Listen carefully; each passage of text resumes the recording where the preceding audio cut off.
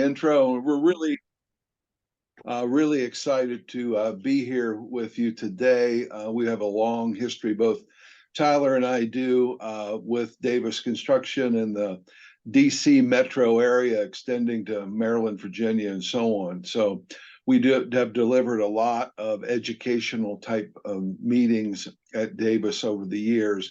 And this will be kind of a replication of one of the meetings that we have done. Tyler and I are going to kind of ham and egg it here today, if you will. I'm going to cover some of the slides. He's going to cover some of them. He brings a very, very nice, unique perspective. Obviously, you can tell from the pictures. He's a lot younger than I am. And on the other side, I'm a lot older than he is. So I've got different experience over my last 45 years of being in the retirement plan, employee benefit, fiduciary business, if you will. I used to be a partner with the firm Tyler is with, Schneider Downs Wealth Management Advisors. And as such, we've maintained a close working relationship after I left there 7 or 8 years ago. So, Tyler, why don't you go ahead and just give yourself a quick intro, and then I'll get into the meat of the matter, so to speak. Yeah, thanks, Jeff. Appreciate everyone's time here today. Really excited to be chatting with you all. Hopefully you find some value in this. As Jeff mentioned, he and I worked closely together for a number of years, giving a similar presentation. So I hope that you find value in this. Feel free at the end, we'll open it up to questions, and we'll go from there. Feel free to take it over from there, Jeff. Thank you. So let's kind of start with the building block, and as the old saying goes, begin with the end in mind, if you will. And for most, the end in mind is, okay, what do I look like after a career of working, and what does retirement look like in the United States? And this was a study, or a source of this is the Federal Reserve, and a report on the economic well-being of U.S. households. And it's optimistic, but it's not rosy. And what I mean by that is 60% of non-retired adults believe they're not on track, or unsure if they are on track with their retirement savings. And I think the most important part of that comment is they're not sure. They think they're going to be okay, but the problem with retirement, it's an open-ended question, because if you knew exactly how long you were going to live, you know how much money you needed, but none of us come stamped with an expiration date that says, whenever you stop working, whatever age that might happen to be, this is how many years you have to plan to sustain your lifestyle. So the problem is 61% of people don't really know how much is necessary to fund a comfortable retirement, because it really depends on, am I going to live until normal life expectancy, which for a male and female are both in the early 80s. And actuarial tables tell us that average life expectancy, let's say, is 82, 83 years old. What that really means is half the people who retired, say at 65, are going to live to 83, but half are going to live longer. So the problem is you don't know which group you're in. And the other thing we find in our experiences with construction industry type companies, if you will, you got a little bit of a different job. It's frankly more exhausting than the job Tyler and I have, because we're not up many times at 4 or 5 o'clock in the morning. We're not headed to job sites. We're not out in the weather. We're not, whatever it may happen to be. We find a lot of people in the professional services world say, well, I'll just work till 70, 72, whatever it may happen to be. But a lot of folks in the construction industry, they're getting tired in their 60s, and they don't want to do what they've been doing. So sometimes it's a transition to doing something else. But as life expectancy changes and potentially gets longer, that's the open-ended question. And then, unfortunately, 25% of all Americans have saved nothing for retirement. They're not taking advantage of perhaps what their employer has provided, or using something we're going to talk about today in an individual retirement account. Younger workers, 38% haven't done anything toward retirement. Unfortunately, in a lot of cases, the cost of housing, particularly in your area or your part of the world, it's expensive. It takes a lot of money for a down payment, a house, Some it's talking about college debt they're trying to pay off. We're going to talk about that a little bit today. And 21% of retired Americans live solely on Social Security. Now, depending on what their income was prior to retirement, that does sometimes a decent job, but there's no room for extras, particularly as the cost of living goes. So in other words, ignoring retirement, ignoring the long term can have some really detrimental impact. The one thing I would encourage you to do, and obviously I'm at the back end of a career, but I have a profession I can keep working as long as I want. And there's a saying I heard recently that I think is very relevant and hopefully will kind of prompt you out of maybe some procrastination on some things. But the days are long, but the years are short. In other words, we get busy, you're working hard, you got families, you got things going on. And you said, but I got plenty of time, plenty of time. But you continue that pretty hectic pace and go back to all of a sudden you turn around and you say, wow, the last 10 years went fast, or wow, the last 20 or 30 years went fast. So I would encourage you to, again, not take time for granted. And you're busy, and that's why I said the days are long, but trust me, the years are short coming from there. So what are we really trying to accomplish? Because if you're younger, back to that days are long and years are short, saying, yeah, but retirement, man, that's 30, 40 years from now. Why should I even worry about it? That's kind of thinking gets you in trouble in planning, if you will.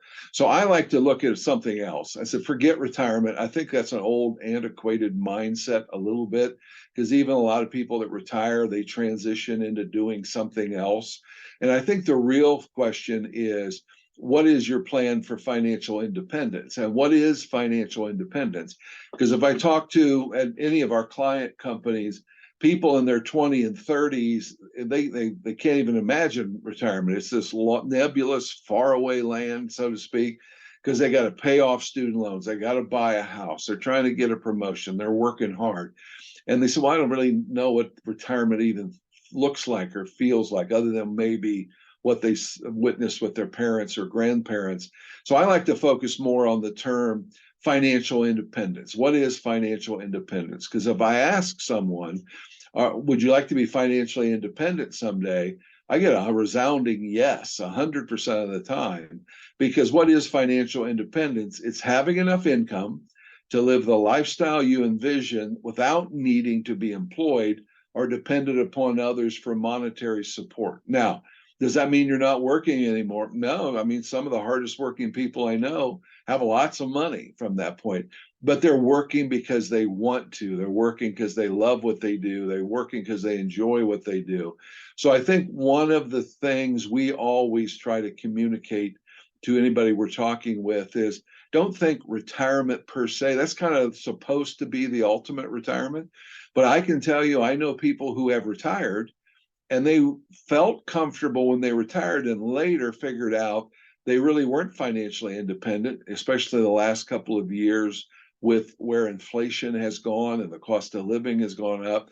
Because you don't want to retire and find out you weren't financially independent and you're thinking about, boy, I need to go back to work in my 70s or whatever the case may be.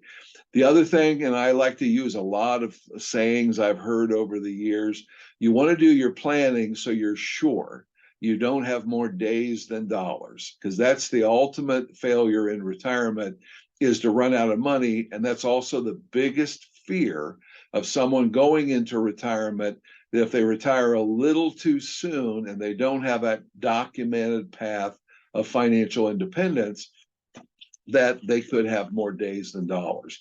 Now, we're going to provide everybody here through our website, if you want. It's completely complimentary.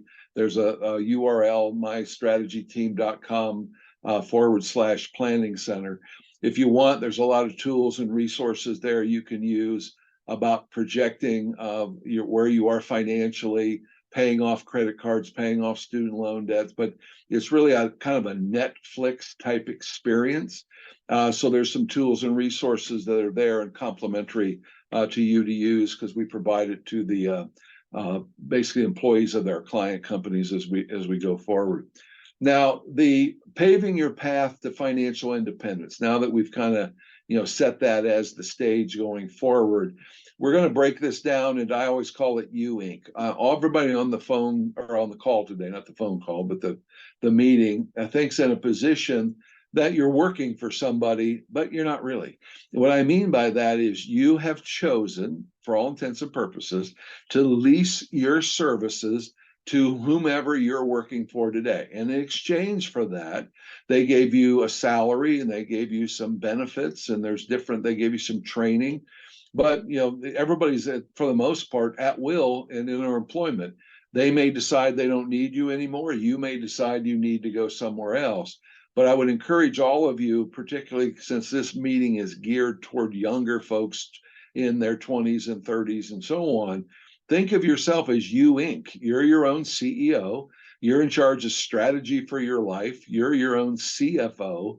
You're in charge of your finances. Think of it if you went into whomever you're working for today and you basically said, hey, how's the financials of the company looking? Are we doing okay? And they say, I don't really know. We don't keep track of that stuff. Money comes in, money goes out.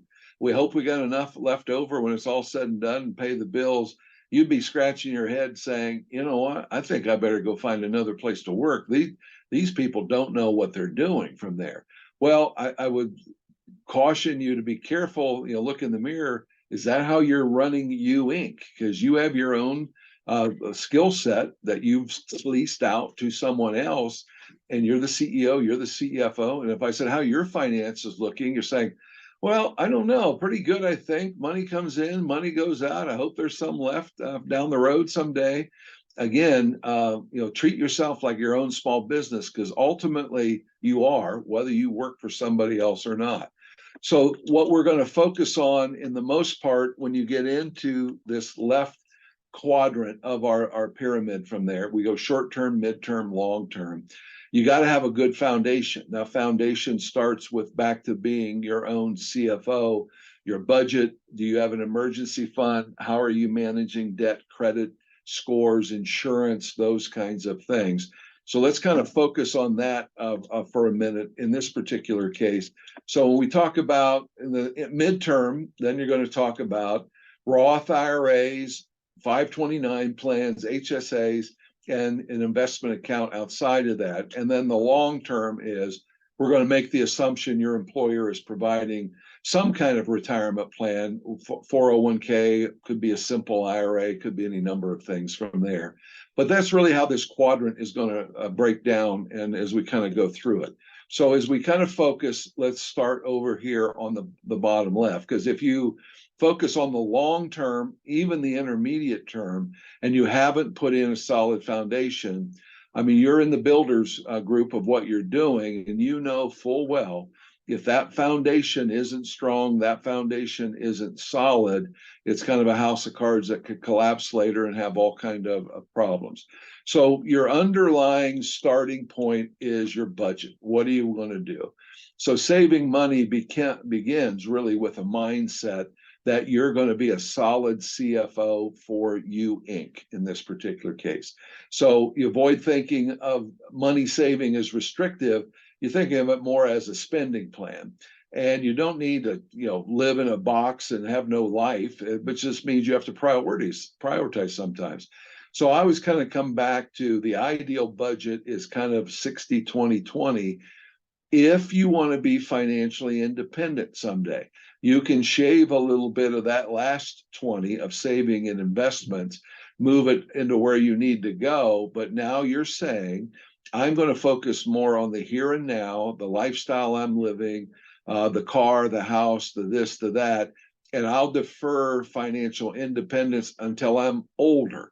Maybe it's not trying to be financially independent by your 50s and 60s. You're going to be satisfied with 70s perhaps from there. So there's no hard and fast rule per se, but just know if you don't save and invest when you're younger, you're just going to work longer unless you win the lottery or something along those particular lines.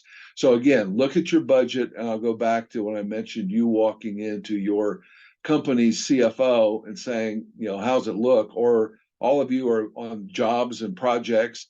They have budgets. You know what you're trying to stay in line. And can you imagine all the beautiful things you guys build and you didn't have a blueprint and you didn't have a budget? It wouldn't go so well. And your life and your finances are really no different from there. So, but as a simple rule of thumb, think in terms of 60-20-20 from that standpoint. Now, when you get into the savings goals and in the emergency fund, think of it this way. And that short side is you want to have 3 to 6 months of non-discretionary expenses covered. I mean, you got it tucked away. You lost your job, you whatever it may be, you can live out of your savings accounts for 3 to 6 months. Now, that's not your gross income because you don't have to go out to eat, you don't have to buy new clothes, you don't need to take a vacation, but you do have to take care of the things that they can turn off, take away, or throw you out of. Meaning that if you don't pay your electric bill, it gets pretty dark. If you don't pay your heat, it gets pretty cold. Take away, you don't make your car payment, it's on the back of a tow truck going somewhere. If you don't make your apartment rent or your house, they're going to throw you out of it from there. In the past, that was kind of tough because none of those kind of accounts earned any money. Today, you can have a savings account or an emergency fund and a money market fund that's paying 4 or 5% interest, where back a year or two ago, that was under 1%. It was frustrating to have an emergency fund because it didn't earn anything. That's not true today. It's a very productive asset from there. And again, we're all the victim of discipline, good or bad. So sometimes what you want to think about is saying, to make sure I do this, I'm going to have X amount of dollars going toward my goal, 3 to 6 months, and I'm going to get there by saving so much a week or so much a month.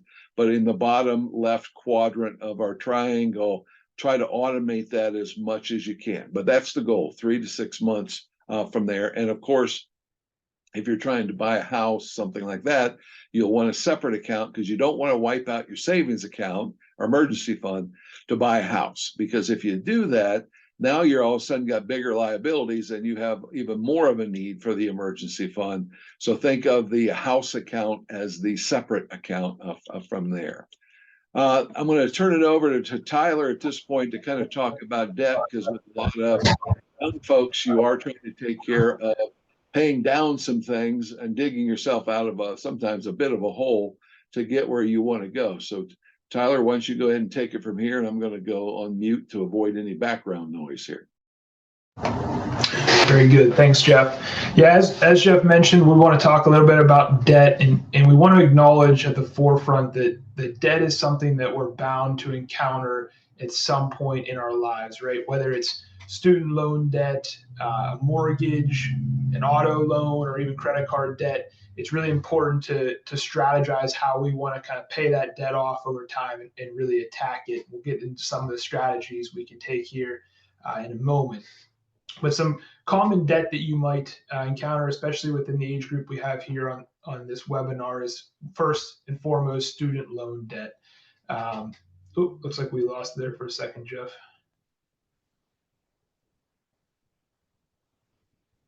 You're on mute still, Jeff. There we go. Is student loan debt. So this is probably in most cases the first form of a significant or major debt that you're going to accumulate at some point in your life. Here recently, it might be the first time that you have been paying on your student loans, potentially with the interest and payment freeze over the last 3 years or so. But paying those student loan payments and making those on time are really going to be a big foundation for your credit history. And we'll talk about what that means here in a little bit as well. Typically, student loans are going to have a lower interest rate, especially if they're more federal instead of private, and typically seen as a fixed interest rate. I will say, kind of going back to that discussion about payments starting again within the last couple of months, if you are in a position where that payment is not sustainable, or you feel like you can't manage it, I would encourage you to reach out to your service provider. There are options out there to help kind of alleviate the pain and the stress, whether that's an income-based repayment plan or even potentially a deferment. There are options out there to help you kind of get back on track. The second form of debt being home debt or a mortgage. Typically when we think about a home, it's probably going to be the biggest purchase that you'll have in your life. Different ways that you can structure the mortgage. Obviously, you have fixed rate mortgages, variable rate, or even with balloon payments. Typically, generally, I'm more of a fan of using fixed rate mortgages. That way, whenever you are purchasing, a house, what your monthly payment is for that entire term. If you think about a variable rate, you're kind of subjecting yourself to kind of the current economic status.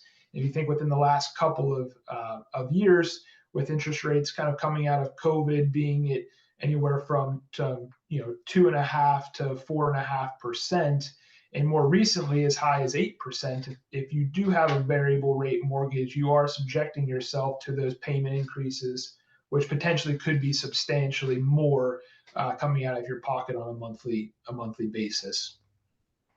Secondarily, with the mortgage payments, obviously we want to take advantage of refinancing when possible. If you were kind of thinking in advance and did refinance during COVID and was a beneficiary of the 3% interest rates, kudos to you.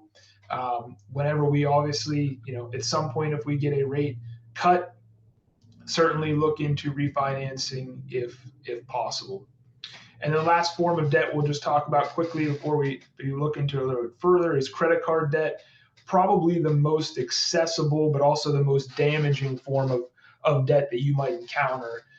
Any one of you on this call, just in the next 10 minutes could apply for a credit card and be approved, and probably later this week go out and max out the credit card potentially. So it needs to be you need to be very careful about managing credit cards. We'll talk about that in a little bit on the next couple of slides. Go to the next page, Jeff. So when people come to us and they say, okay, I recognize and realize I have a lot of debt, whether that's student loans, a mortgage, credit cards, etc., where do I even begin? Because it oftentimes can be pretty overwhelming. The first step we tell everybody is lay it all out on the table.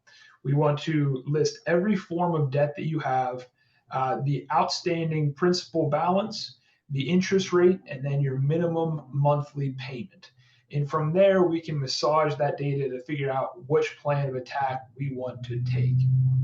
So obviously, when it comes to kind of attacking your debt, we obviously need to be making those minimum monthly payments. But anything that we want to put on those loans over and above that minimum monthly payments, we can take one of two different strategy approaches. The first one being called a snowball approach, the second being called an avalanche strategy or approach. So we'll talk about the snowball here first. So you would take that list of all the outstanding debt that you have, and we would then rank them based on the smallest outstanding balance first. And I want you to think about this approach as me standing on top of a hill and on, let's say, a ski resort, and I make a snowball and I push it down the hill. As that snowball continues to go down the hill, it picks up more snow, picks up more momentum, etc. That's the approach that we're trying to take here. So any additional payments over and above the minimum monthly, we want to put towards the smallest outstanding balance loan first. Okay, so we pay that one off, then we take that minimum monthly payment plus the extra payment and pay off the next smallest balance. And so it's kind of just this building momentum over time. The pros of this is that, like I said, it's going to build momentum. You'll directly see your success in paying off these loans. The downside to this is if you're somebody who's just a mathematical person, you want to know what is the most cost-effective way to pay off your loans, then the snowball is probably not going to be the approach that you want to take. You'd want to look more towards the avalanche. And that is, again, taking all of your outstanding debt, but this time we want to rank them based on the highest interest rate or the most expensive form of debt that you have. And then anything that we are putting over and above those minimum monthly payments, we want to attack the most expensive debt first. Again, this is going to be the most cost-effective method, but obviously does forego that satisfaction in the momentum that you build going with the snowball approach. So we'll switch gears now and talk about credit cards here briefly. Hopefully everyone is aware of what a credit card is and kind of the difference between a debit card and a credit card. Just briefly, if you think about a debit card, which is attached to your checking account, if you were to go out today and make a purchase of a TV for $1,000 and you did not have $1,000 in your checking account, you obviously would not be able to make that purchase. With a credit card, think of a credit card as almost a short-term loan. So you don't necessarily need to have that money in your bank account right now to make that purchase, right? And typically with those short-term, loans on credit cards, you're looking at interest rates potentially anywhere from 25 and plus, interest rates. So think about credit card as essentially a short-term loan. Now, obviously, how can they be useful or how are they helpful? And really the biggest way is that it can help build your credit history as long as you're managing them properly and responsibly. Having kind of that payment history on those, and we'll talk about some of the factors that go into what gets calculated in your credit score. That is also kind of a big factor in that. So selecting a credit card, if you're anyone like me, I get inundated with offers constantly on different credit cards, and each one's going to have a little bit of different flavor to it as far as what you're trying to get out of it. So if you're the type of person that wants to have a credit card that offers cash back, where let's say that you spend X amount of money at a grocery store, you'll get a percentage back to your account in the form of cash back. So if that's important to you and you spend a lot of your credit card purchases on some of those daily items, that could be a good way to go. Maybe you're a big traveler or you spend a lot of time in hotels. There's hotel credit cards as well that you can purchase. If you spend so much money on the credit card, you might get free nights, etc. There's 0% interest credit cards for a period of time and balance transfers. If you have existing credit cards with significant balances and accumulating interest, that you can transfer those over to a 0% interest card. There's ones for student loan or for students. So I know for a lot of folks coming out of school, you might not have the income history and you might have significant amount of debt, and applying and getting approved for a credit card can be difficult. There are student loan or student credit cards out there specifically for this type of individual to help you kind of get that credit history. And there's also ones for businesses, and then also for annual fees where you get certain perks like DoorDash subscriptions and TSA PreCheck, etc. So we'll switch gears a little bit and talk about credit scores now. I'll say credit scores are probably one of the most important financial tools that you have, and it really needs to be monitored and managed correctly. And if it is, you're going to save yourself a significant amount of money over your lifetime, if you're very diligent with managing your credit score. So what is it? It is a 3-digit number that estimates your credit risk to lenders. And what that score is going to directly impact what interest rates you get for certain loans, whether that's a house or an auto loan, etc. Most of the scores are going to be between 300 and 850. The higher the score, the better, meaning you're going to get a more favorable rate.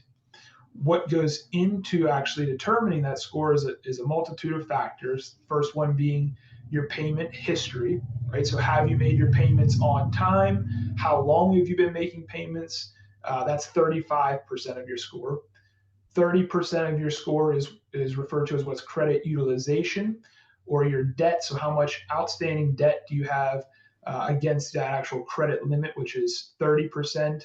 The age of your credit is 15. Recent applications is 10, and then whether you have more than one type is an additional 10%. So just giving you an idea of kind of what the breakdown is there. So what does it mean? If we look at the center of this chart, it says 67% of Americans have a FICO score of good or better. So we're looking at anything above 670. Hopefully everybody is in that range. And if not, we have some ways that you can try to increase that over time.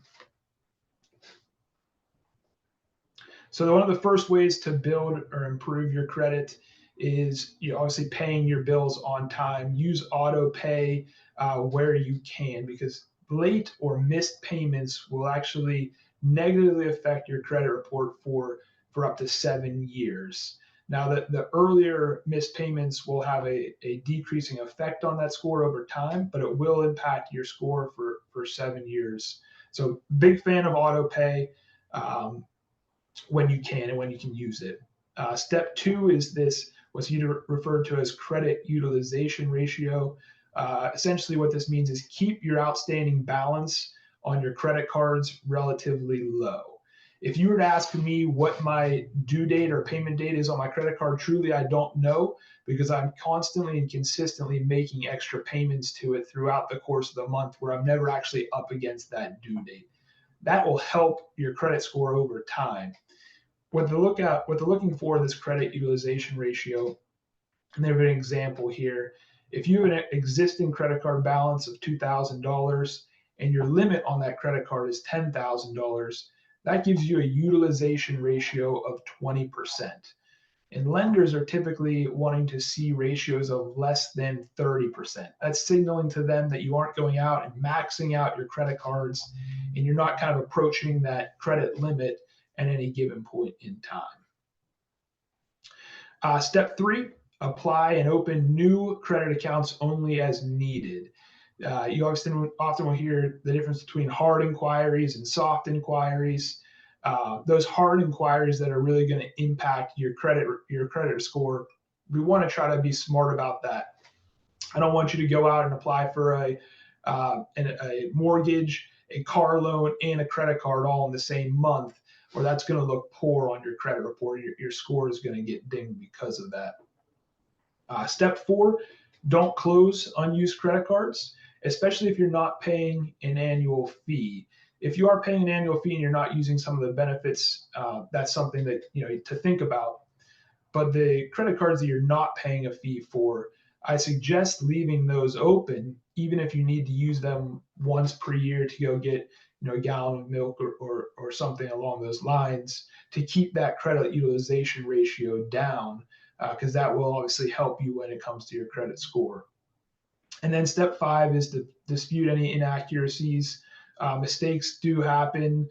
We often see fraud, etc. So monitor your credit report. You do get access to this from the 3 credit reporting agencies on an annual basis. If you haven't, I highly recommend you can go to freecreditreport.com and pull down your credit report, at least on an annual basis. All right, Jeff, back to you. Back to me. So let's talk a little bit about life insurance. And basically, life insurance protects your family if something happens to you early, because there's kind of the risks of life is, what if I live too long? But the other part is, what if I die too early or I become disabled in the meantime? You need to look, if your employer is not providing some kind of disability coverage, look for that on your own as well, because that's the kind of thing that can completely destroy a lot of years of good financial management if you have a period of time where you're out of work. But on the insurance side, why do I need life insurance? Maybe you're even young and you're single. I always kind of look at it in some cases that, did someone pay for you to go through school that affected their finances, i.e. your parents? Having some degree of insurance, if they don't get to see you live a long and productive life, in other words, a return on their investment, insurance benefits back to them are helpful. But usually it's really focused around you've decided now to start a family, get married, start a family, do whatever. How much it costs is really dependent upon your individual facts, circumstances, goals from there. But when you look at your income over your career, it's a 7-figure productivity matter. So if you had a machine that was going to kick out $1 million in revenue over the next 30 or 40 years, you probably would insure it in case that machine broke down early, so to speak. But it can pay final expenses, replace a portion of your income for your family or children, spouse, pay off debts, mortgage, college funds, and even help create an emergency fund for those that you leave behind. Now, the real devil's in the details. And what I mean by that You probably had some of your friends who got out of school, went to work for an insurance company, called you up, and they're trying to sell you insurance. Now, usually what they don't try to sell you is term insurance. And term insurance is basically buying the most amount of coverage for the least amount of money for some period of time. And for most of you, if you're in your 20s, 30s, that's the kind of coverage you want to own. And basically provides temporary protection for a length of time, 10, 20, 30 years. If you die in that meantime, your family gets a death benefit. If you don't die, that's good. You didn't die. And you've got to consider it sunk money. You didn't get anything back, but you're happy about it because you're here to complain about it. No different than having car insurance and you didn't have a wreck, or hospitalization coverage and you didn't go in the hospital.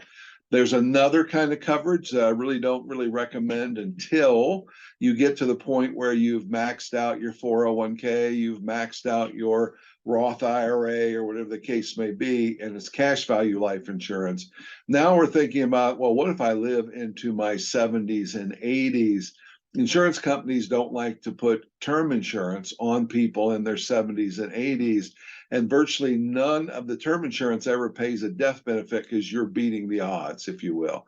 But cash value or permanent life insurance, basically you're accruing cash within the policy. And it's kind of, if this happens, I die, here's the benefit. If this doesn't happen, I don't die, I get some degree of cash back. So as a result of that, that is more of 40s, 50s, 60s, and beyond. Because for most of you, it's the emergency fund, it's the 401k, it's the Roth IRA. Those are better places for accumulation than you're going to find in the insurance policy from there. So again, the biggest recommendation, 20s and 30s, is just focus on more or less the term insurance as the coverage.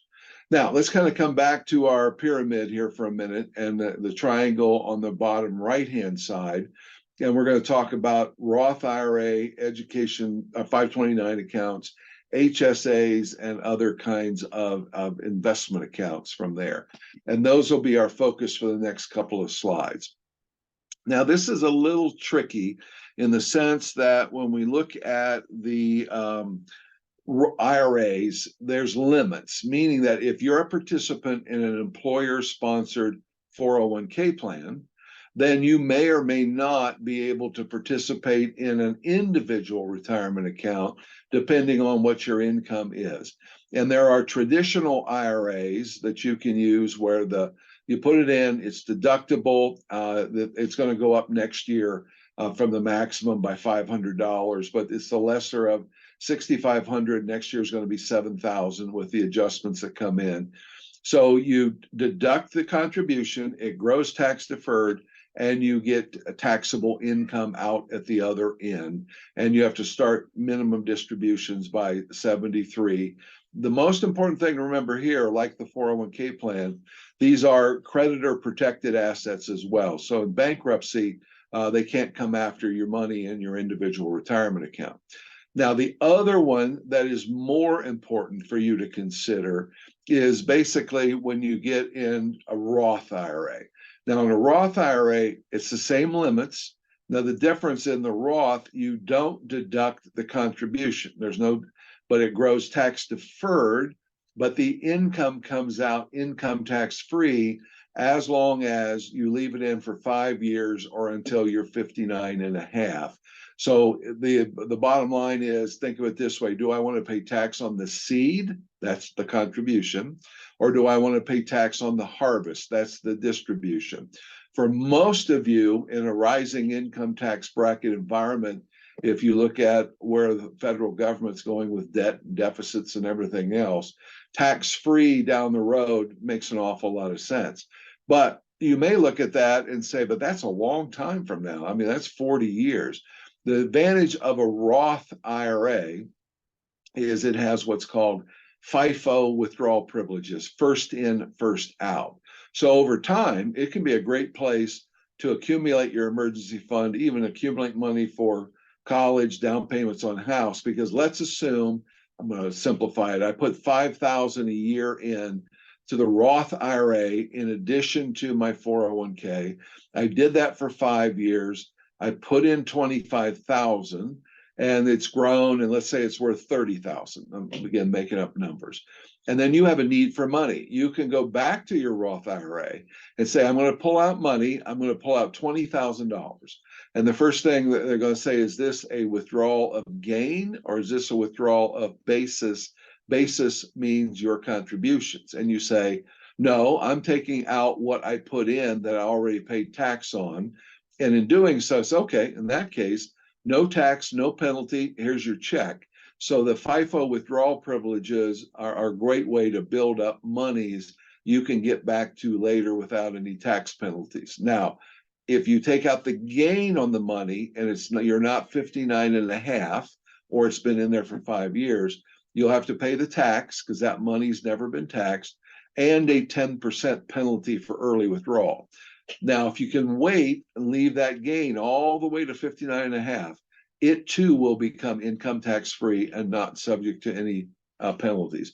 So in essence, a Roth IRA is kind of the Swiss Army knife of long-term accumulation in what you're planning and trying to do. So think about it. Now, the catch, if you will, if your income's got to be under a certain level. So on the Roth IRA, if you're single, you have to be making less than 138,000.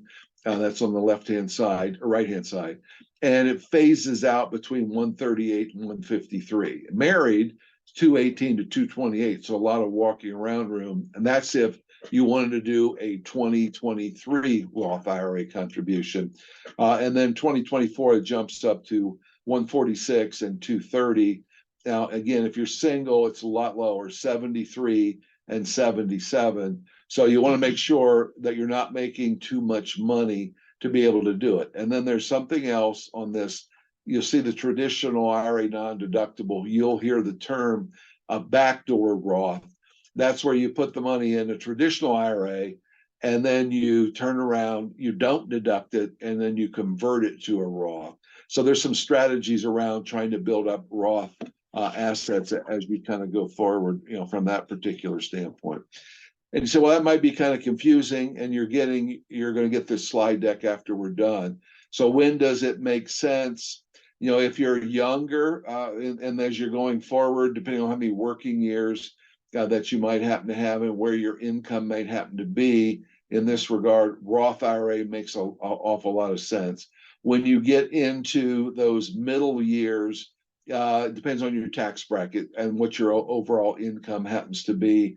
And there's some keys on the side of what it happened. Then it could go either way. But then when you're getting older and you're in your top tax bracket, now a deduction starts to feel good and make sense because you're at the top tax bracket and you're going to hopefully retire in a lower tax bracket from there because you're at your peak earning years. So, but most of you that we have on this call, the Roth IRA makes a lot of sense and to complement what you're doing in the 401k side of things. So with that, I'm going to kind of turn it back over to Tyler because some of you on the call may have children and you're thinking about 529 plans and how do I accumulate money to put the kids through college. So Tyler, why don't you take it from here again? Perfect. Thanks, Jeff. As Jeff mentioned, obviously, some of the folks on the call might be having kids or be thinking about having kids in the near future. And with the rising cost of college getting substantial, one of the ways that we can save for our kids' education is through what's called a 529 plan. Now, this is going to be a tax-advantaged savings vehicle kind of for saving for education costs. From an eligibility standpoint, there are no income or age restrictions as far as who is able to set one up. From a contribution standpoint, it's pretty flexible as well. You can put a substantial amount in a 529 plan, but that contribution limit does vary state by state, but just know that it can be quite substantial. From a standpoint of deductibility and starting to get into some of the advantages of this, so when you put contributions into a 529 plan, they are not going to be deductible for federal income tax purposes. However, depending on which state you live in, you may be able to deduct those contributions from your state income taxes. So that covers kind of the contributions. Now, I think when you put those contributions in and invest those contributions, there will be earnings over time as well. Those earnings continue to grow tax-free. So on a year-by-year basis, you're not paying tax on the earnings that you're accumulating in the account. And it's not until the end when you're the beneficiary of the account starts taking the money out that you have either a qualified distribution or a non-qualified distribution. A qualified distribution would be using the contributions for education expenses, think tuition, fees, and books. If it is used for a qualifying reason, the distribution is tax-free. So think about it, you may get a state tax deduction, but also when you take the money out, it comes out tax-free, at least from the earnings perspective. On the contrary, just quickly, the non-qualified distributions, if you take that out, let's say that you weren't going to use it for school and you were going to buy a car instead.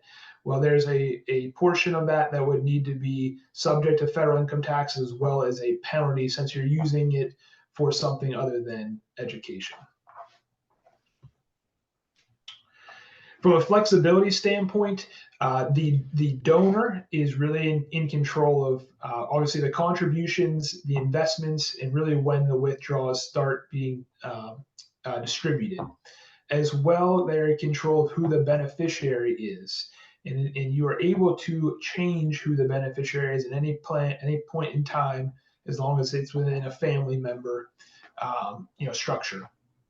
Additionally, you might be thinking about this as strictly for college, but there's a provision that allows you to take up to $10,000 per year for I think private school or primary or secondary education as well before they even get to college. And Tyler, we'll want to keep mindful of time here because we're going to be running a little tight here. Indeed, yes. So I'll make sure I get through this relatively quick. So going back to our path to financial independence, we'll look now at the long term, and we'll make the assumption, as Jeff mentioned at the forefront, that you have some type of retirement account, whether that's a 401k or something else, but some type of retirement savings vehicle. And when we think about retirement, and Jeff talked about it feels like a faraway land, and there's things when we look at retirement that we have what we consider total control over, some control, and things that are out of our control. And so if we think about this as a clock, I'll start at the 12 o'clock, and we're going to move counterclockwise. The things that we have total control over is our asset allocation, right? So how aggressive or conservative, what markets are we investing in, and the location. Are we using retirement accounts? Are we using savings accounts, etc.? We have control over that. We also have control over our savings versus our spending. We have some control over our employment earnings, right, and our duration. So what careers do we go into, and ultimately how long do we want to continue to do that? And then also our longevity, our health, etc. We have some control over. So those are the things we want to focus on. The blue items, which we have no control over, that being market returns, policy, taxation, etc., we don't have control over those items. We really want to focus our attention on the things we can directly control. Go to the next slide, Jeff. Yep. I was answering in the chat box, so keep on going. Thank you. So here, oftentimes people will say, I might still have 20 years before I get to the point of retirement. Am I on track? Well, this is a helpful kind of general rule of thumb guide. And think about this as an intersection point. So for this first example, this slide, we're looking at household income there. You can see at the top between $30,000 and $90,000 of household income. On the left-hand side, we have current age. So for example, for everyone that's on here, let's say that you are a 40-year-old with household income of $50,000. If you go to that intersection point, that factor would be 1.4. So you would take your current household income, the $50,000, multiply that by that factor of 1.4, and to be relatively on pace for maintaining an equivalent lifestyle in retirement, you should have about $70,000 saved at this point in time. So go to the next slide and we'll look at some higher household incomes. There we go.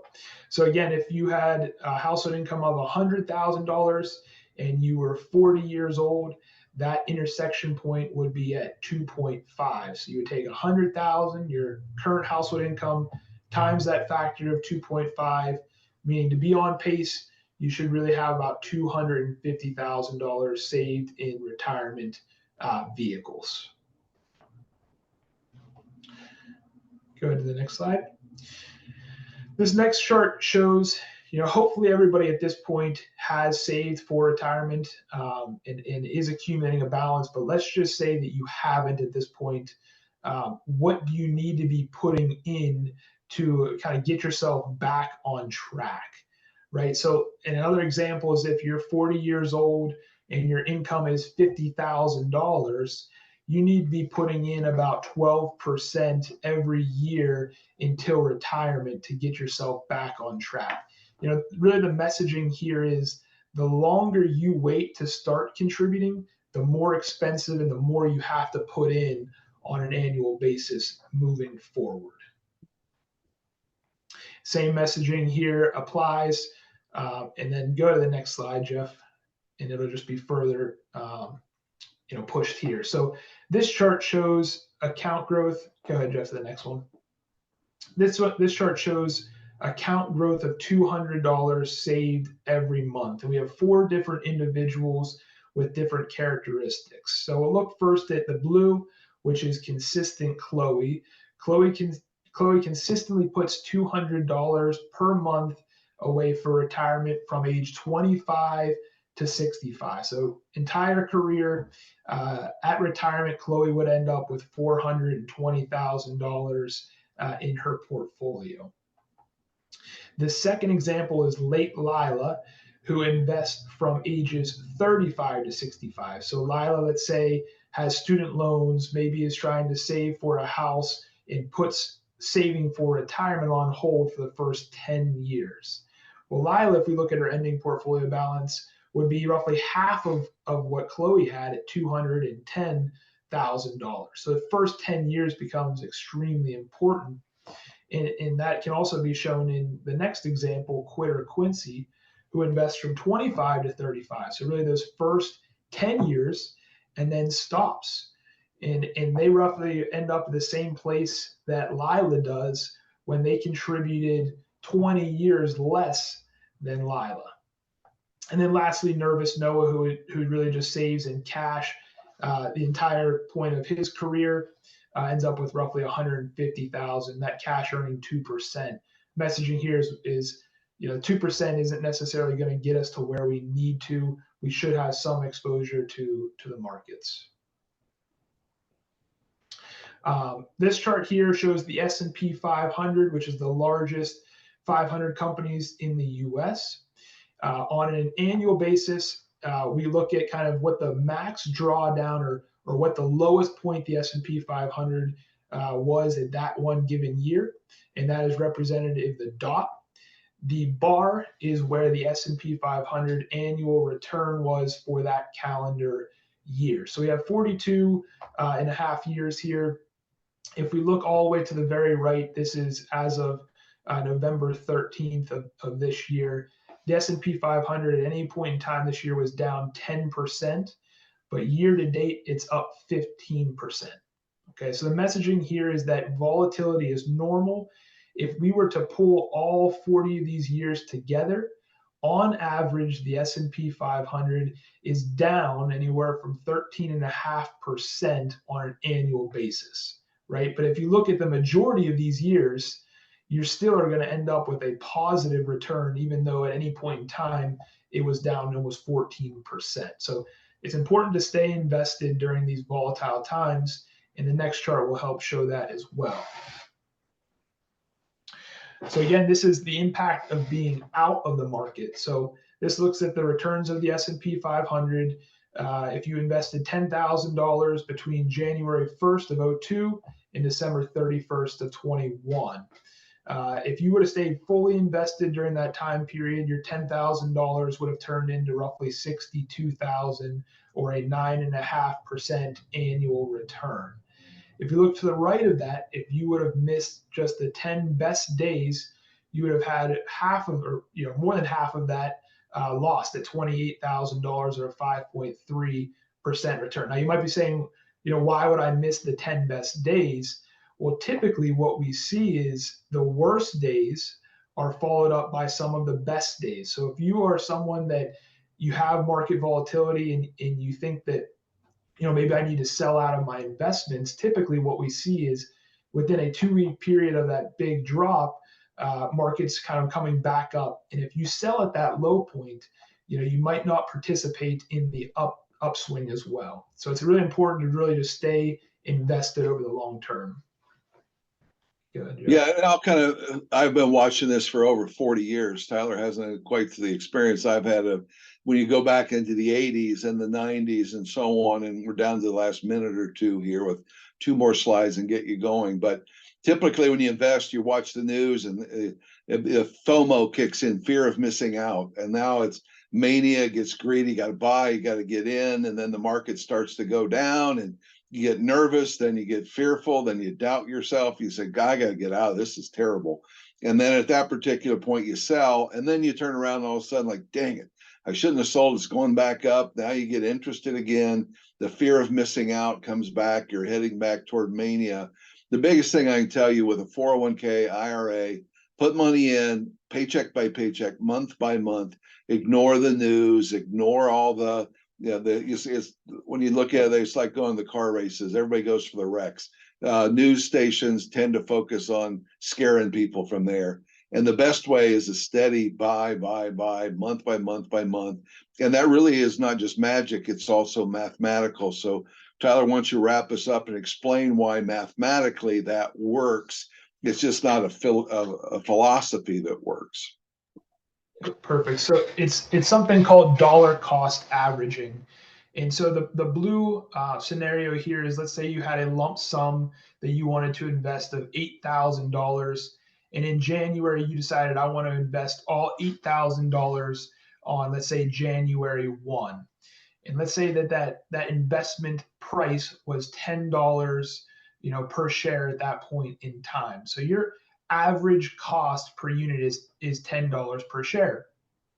If we would follow this line throughout the next 8 months and we get all the way to August, the share price is still at $10. So if we look, and our return on that lump sum would be $0. We did not make any money over that time period. The reason for that is because we're putting it all at one period of time, we're subjecting ourselves to kind of the market at that one given time period.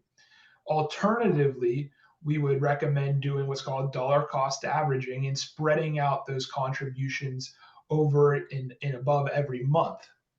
So for example, if you took that $8,000 and you said, I wanted to spread it out over the next 8 months, in January, you would be putting in $1,000 of that $10 per share. In February, you would be putting it at $14 per share. In March at $9 per share, et cetera. And if we average that out over a period of time, the next 8 months, our average per share cost is actually $9.61. So it's actually slightly less. And so our monthly return would actually be 4% because we're not subjecting ourselves to kind of just a single point in time. We're spreading out those contributions. And so we are getting kind of the market adjustments, over time.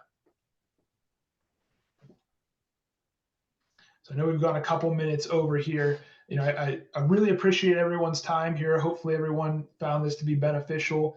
If you have questions, continue to put them in the message, or feel free to unmute yourself as well.